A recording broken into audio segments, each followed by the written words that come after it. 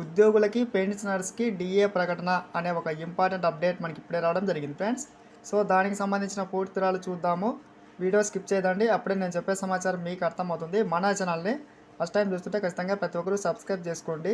అలాగే మీకు వీడియో నచ్చితే తప్పకుండా లైక్ చేయండి. లైక్ చేయడం వల్ల ఇటువంటి ఇంపార్టెంట్ న్యూస్ మన ఉద్యోగులకి పెన్షనర్స్కి అందరికీ చేరుకుంటుంది. సో లేట్ చేయకుండా టాపిక్లకి వెళ్దాం. ఈరోజు ప్రభుత్వ ఉద్యోగులకి పెన్షనర్స్కి ప్రభుత్వం అదిరిపోయే శుభవార్త చెప్పడమే జరిగింది.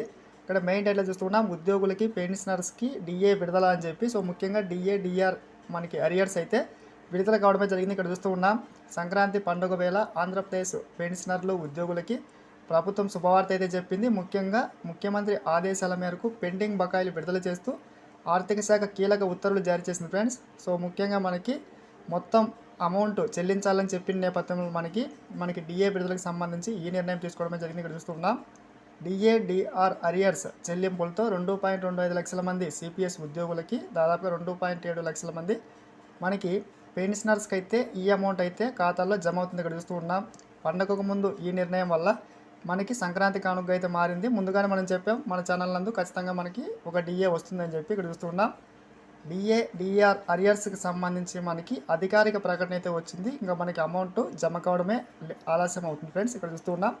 ఇటువంటి న్యూస్ కోసం సబ్స్క్రైబ్ చేసుకోండి. Thanks for watching.